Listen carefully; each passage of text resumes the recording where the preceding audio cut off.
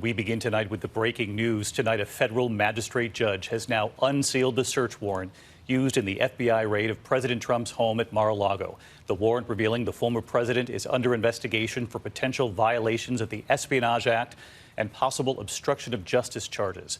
We learned that among other things taken from the home, 11 sets of classified documents, some at the highest levels of classification, meaning only a few people should ever have access to them, and in very secure locations.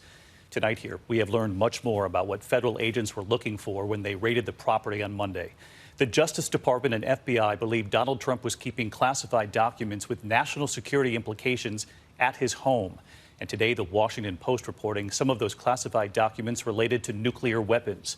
The property receipt released with the warrant, a list of what was taken on that list, those 11 sets of classified information, the executive grant of clemency to Roger Stone, a handwritten note, information about the president of France, binders of photos, 27 boxes in all. Just 24 hours ago, Attorney General Merrick Garland, under intense scrutiny, coming before the cameras, strongly indicating that they had tried other routes to retrieve these documents before executing the search warrant. Of course, we know there was a subpoena in the spring. And we now know investigators found documents classified all the way to top secret. Again, only a few would ever get access to them in those secure locations. Our chief Washington correspondent, Jonathan Karl, leading us off.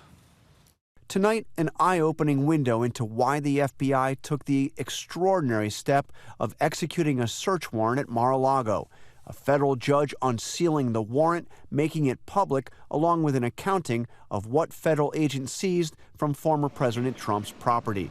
The documents revealed just how much federal agents found: 27 boxes of government records, including 11 sets of classified documents. The property receipt, a copy of which Trump's attorney received from federal agents at Mar-a-Lago on Monday night, shows that the 11 sets of classified material included 4 sets marked top secret and one at an even higher classification, top secret SCI, a classification reserved for some of the most sensitive intelligence possessed by the U.S. government, meant to be viewed only in a highly secure location. TSSCI information or intelligence is highly sensitive, and it is marked or classified as top secret SCI, an acknowledgement that the disclosure of that information would incur grave harm to the national security of the United States.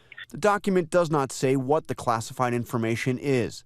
The Washington Post has reported that among the material sought by federal agents was related to U.S. nuclear weapons programs. The warrant reveals agents were looking for evidence of 3 potential crimes: violations of the Espionage Act, unlawful removal of public records, and obstruction of justice by concealing, altering, or destroying records to impede an investigation. Agents also recovered unclassified records, one item marked the President of France, another executive grant of clemency for Trump ally Roger Stone, that along with binders of photos and a handwritten note. The warrant, signed by a Florida magistrate, allowed FBI agents to search Trump's office, all storage rooms and areas used or available to be used by Trump and his staff, giving agents wide authority to search much of the property. The execution of the search warrant on Monday came after DOJ made a months-long effort to get Trump to turn the materials over, including a subpoena earlier this year and a visit by a small group of federal agents to Mar-a-Lago in June, when Trump was at the property. As the Attorney General said, they tried other routes before executing the search warrant. Where possible, it is standard practice to seek less intrusive means as an alternative to a search and to narrowly scope any search that is undertaken.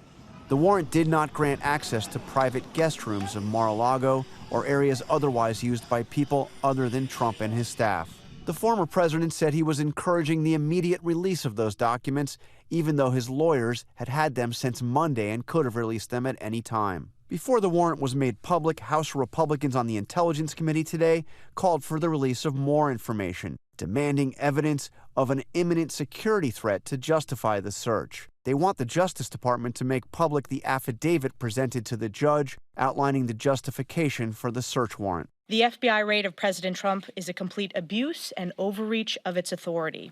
Speaker of the House Nancy Pelosi criticized Republicans for attacking the FBI and suggesting the search was politically motivated. You would think there would be an adult in the Republican room that would say just calm down, see what the facts are, and let's go for that instead of instigating assaults on law enforcement.